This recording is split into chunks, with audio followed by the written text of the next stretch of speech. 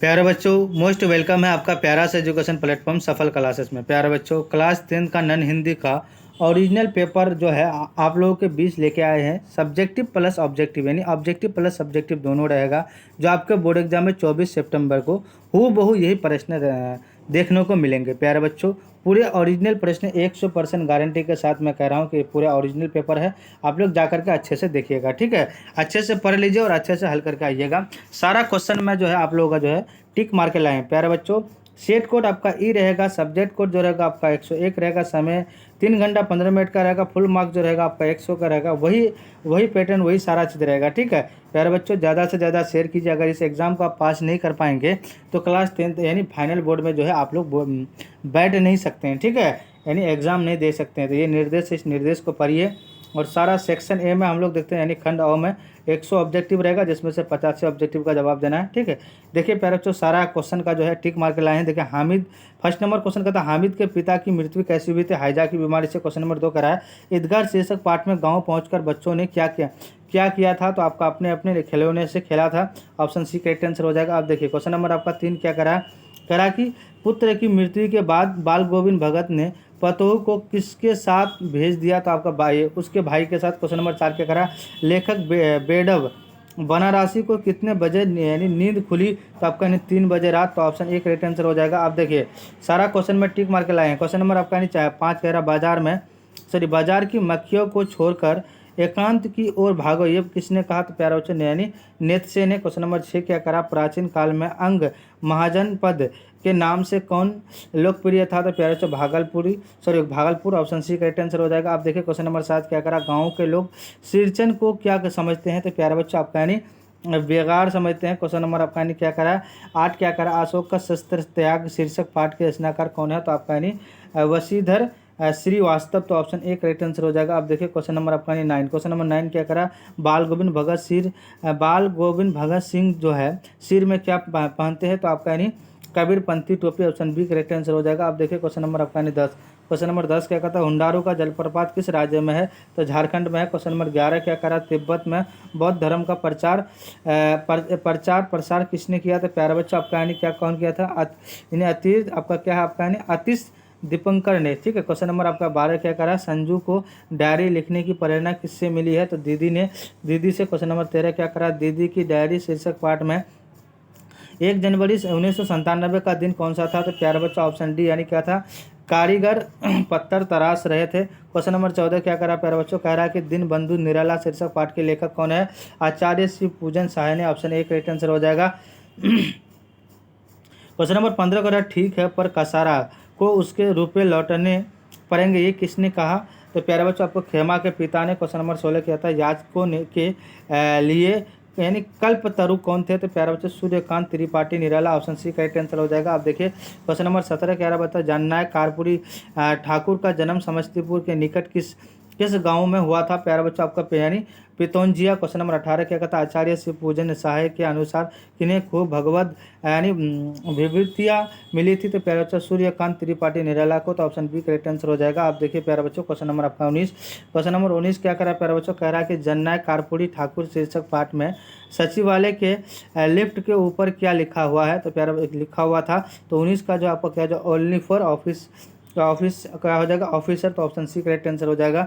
आप देखिए question number आपका 20 कह रहा प्यारा बच्चों कह रहा कि चिकित्सा का चक्कर शीर्षक पाठ में लुकमान नाम किसका है? तो प्यारे बच्चों हाकिम का। क्वेश्चन नंबर 21 क्या करा? किसके विभव की वृद्धि ऐसे वकील साहब का कलेजा जलता रहता है? तो आपका बीमा एजेंट के। तो ऑप्शन ए करेक्ट आंसर हो जाएगा। आप देखिए क्वेश्चन नंबर आपका 22 क्या करा? नेपोलियन किससे यानी स्पर्धा करते थे? तो आपका सीजर से। क्वेश्चन नंबर 23 क्या करा? ठेस शीर्षक पाठ में मजली भाभी सिरचन के यानी सूप में क्या फेंक कर चली गई? प्यारा बच्चा आपका यानी बूंदिया। ऑप्शन सी करेक्ट आंसर हो जाएगा। आप देखिए क्वेश्चन नंबर आपका यानी 24 क्या करा कि मैं स्त्रियों पर शस्त्र नहीं चलाऊंगा, ये किसने कहा? तो प्यारा बच्चा सम्राट अशोक ने। ऑप्शन डी करेक्ट आंसर हो जाएगा। आप देखिए क्वेश्चन नंबर आपका यानी 25 कह रहा है कि रोहतास की गुड़िया पर लिख कर क्या बनना चाहती है? तो आपका अध्यापिका। क्वेश्चन नंबर 26 क्या कर रहा है कि मोहसिन के पास कितने पैसे हैं? तो आपका यानी 15 पैसा था, तो ऑप्शन हमारा बी करेक्ट आंसर हो जाए। क्वेश्चन नंबर आपका 27 क्या करा प्यारा बच्चों? विक्रमशिला विश्वविद्यालय की स्थापना किसने की? राजा धर्मपाल ने। क्वेश्चन नंबर 28 क्या करा? पुरुलिया रोड में हुंडारू के जलप्रपात की दूरी कितनी है? 13 मील है। ऑप्शन डी करेक्ट आंसर हो जाएगा। क्वेश्चन नंबर आपका यानी 29 करा कि उच्चारण में लगने वाले समय के आधार पर स्वर वर्ण के कितने भेद होते हैं? 3 है। ऑप्शन ए करेक्ट आंसर हो जाएगा। आप देखिए क्वेश्चन नंबर आपका यानी 30 क्या करा प्यारे बच्चों? जिन स्वरों का उच्चारण नाक और मुंह से होता है और उच्चारण में लघुता रहती है उसे क्या कहते हैं? तो आपका यानी अनुनासिक कहते हैं। क्वेश्चन नंबर आपका 31 करा घ का उच्चारण स्थान क्या है? तो प्यारे बच्चों घ का उच्चारण स्थान कंठ है, तो ऑप्शन सी करेक्ट आंसर होगा। क्वेश्चन नंबर 32 करा सौ का यानी कौन व्यंजन है? तो उष्ण व्यंजन है। ऑप्शन हमारा डी करेक्ट आंसर हो जाएगा। आप देखिए क्वेश्चन नंबर आपका यानी 33 करा दो या दो से अधिक व्यंजन ध्वनियाँ परस्पर संयुक्त होकर जब एक स्वर के सहारे बोली जाए तो उसे क्या कहते हैं? तो संयुक्त ध्वनि कहते हैं। क्वेश्चन नंबर 34 क्या करा अक्षर के कितने प्रकार होते हैं? तो प्यारे बच्चों अक्षर के कितने प्रकार होते हैं? आप लोग कमेंट करके बताइए। क्वेश्चन नंबर आपका 35 क्या करा प्यारे बच्चों? कह रहा कि निष्पाप का संधि विच्छेद क्या है? तो आपका नी प्लस आप हो जाएगा। क्वेश्चन नंबर 36 क्या करा निम्न में से अंतस्थ व्यंजन कौन है? तो प्यारे बच्चों ऑप्शन डी आपका यो है।